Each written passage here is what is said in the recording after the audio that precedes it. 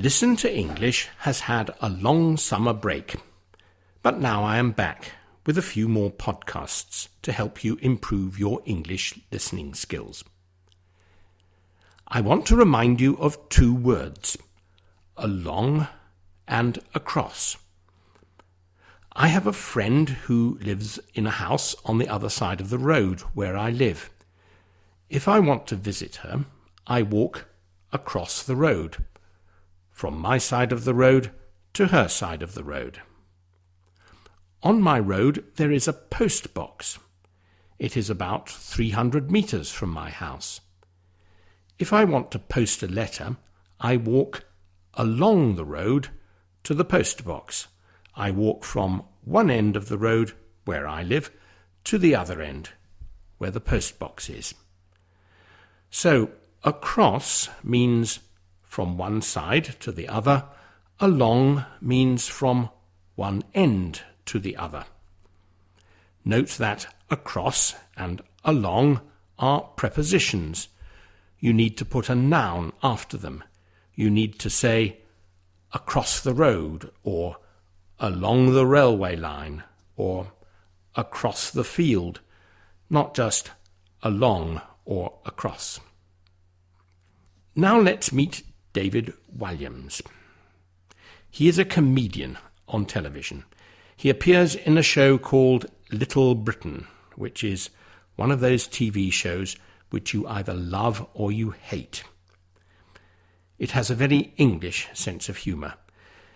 In the show, David Walliams and his co-star, Matt Lucas, often dress up in women's clothes and say, "We're ladies." You don't find that very funny, do you? Like I said, the humour is very English. David Walliams has recently been swimming in the River Thames, and we have been watching him do it on television.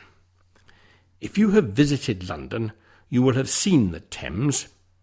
It is not a big river, like the Rhine or the Nile, because Britain is an island, which means that our rivers are short and small. So what is remarkable about swimming in the Thames? It isn't far from one side to the other. You could probably swim across the Thames in a few minutes. But wait, I did not say that David Walliams swam across the River Thames. No, he swam along the River Thames. He started in the little town of Lechlade, near the source of the river, and swam from there to Westminster Bridge in London. The total distance was 140 miles, or 225 kilometres. It was a sponsored swim to raise money for a charity which helps poor and disadvantaged people in many parts of the world. His swim involved some interesting adventures. The water was very cold. On the second day, he became ill with diarrhea and almost had to give up. He was attacked by a swan, who clearly did not like this strange creature invading his home. An enthusiastic dog decided to join David in his swim, and David had to rescue it. Near London, the Thames becomes a tidal river. In other words, water flows up the river from the sea twice a day and then flows back again. At some times of the day there are strong currents which make swimming dangerous.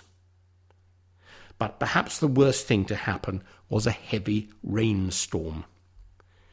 When there is heavy rain in London, the sewers are unable to handle all the water, and the water company has to pump raw sewage straight into the river.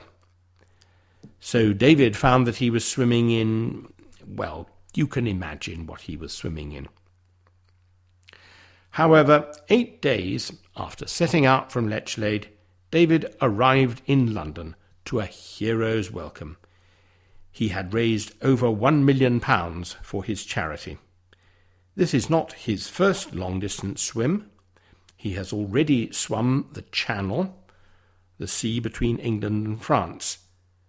But of course he swam across the channel, from one side to the other, and not along it. David says that he has done enough swimming for the moment.